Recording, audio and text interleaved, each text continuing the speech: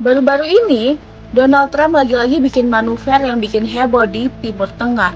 Selama 4 hari, dia ini keliling ke Arab Saudi, Qatar, dan juga UAE dengan membawa koper penuh dengan kesepakatan, ninggalin drama sama Israel, dan juga seperti biasanya bikin semua orang ngomongin dia.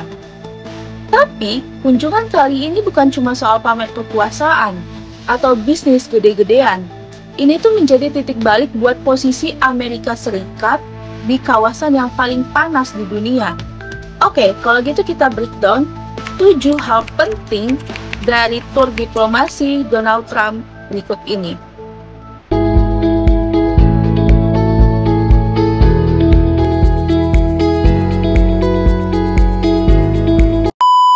Trump itu ya seneng banget sama yang megah-megah, dari gaya hidupnya di Mar-a-Lago sampai dekorasi emas 24 karat di kantor Oval. Nah, di Timur Tengah, dia ini tuh disambut bak raja. Jamuan mewah, parade militer, karpet merah, semuanya itu pas banget dengan seleranya si Trump. Dan itu bukan cuma show off, tapi juga simbol kalau negara-negara Amerika Serikat dan Teluk ini siap beli persahabatan yang dikemas dengan cara glamor. Kalau soal deal, Trump ini nggak main-main. Ada kesepakatan senjata, AI, energi, dan juga teknologi yang nilainya itu diklaim sampai 1 triliunan dolar. Qatar beli pesawat jet Boeing, Arab Saudi invest di riset, militer, dan juga kesehatan. UAE bangun pusat AI, dan highlightnya Qatar ngadoin Boeing 747 seharga 400 juta buat Trump pribadi. Hanya itu tuh cuman untuk koleksi museum, tapi tetap saja negara Qatar rela mengeluarkan 400 juta untuk ngadoin seorang Donald Trump. Apakah ada kesepakatan di belakangnya? Lalu, yang bikin netizen dan juga analisis politik melek, kunjungan ini tuh nggak nyentuh Israel sama sekali. Padahal, biasanya tiap presiden Amerika Serikat kalau ke Timur Tengah pasti mampirnya ke Tel Aviv atau Yerusalem. Pesan jelasnya adalah, hubungan Amerika Serikat dan juga Israel itu nggak sekuat dulu. Terutama karena Netanyahu dianggap terlalu keras kepala soal Gaza dan juga Iran.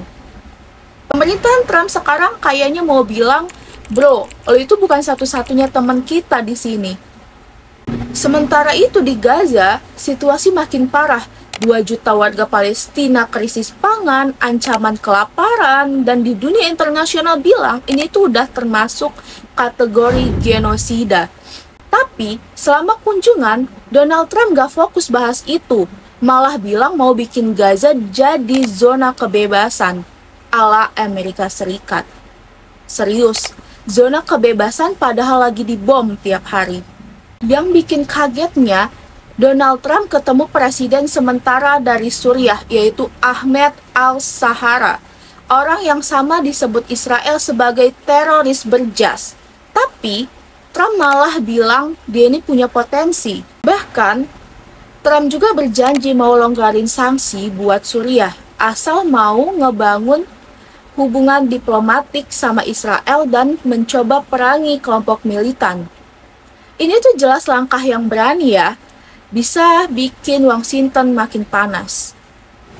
Trump juga bilang, dia ini pengen deal baru kepada Iran. Katanya, kami pengen sukses, tapi nggak boleh Iran ini punya senjata nuklir.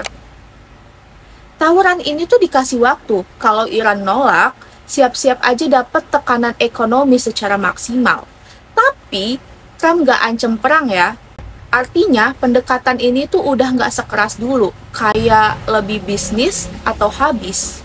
Inti dari semua ini adalah, diplomasi gaya Trump itu transaksional. Lo kasih gue sesuatu, maka gue akan bantu lo. Nggak ada gaya basa-basi idealisme atau demokrasi sih. Semua itu diukur dari keuntungan. Hal ini tuh dilihat dari senjata, jet pribadi, dan juga sampai deal energi. Semua ada harga dan juga nilainya.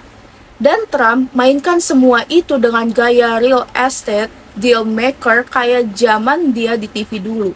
Jadi teman-teman, kunjungan ini tuh jelas bukan diplomasi biasa. Ini tuh langkah besar Trump buat ngerombak cara Amerika Serikat main di Timur Tengah. Israel mulai ditinggalin, pemain baru naik daun, dan cuan menjadi mata uang paling utama. Pertanyaannya sekarang adalah, apakah ini strategi panjang atau cuma drama 4 hari untuk ngejar headline dari kampanye? Komen di bawah, menurut kalian apakah Donald Trump ini jenius atau cuma cari sensasi?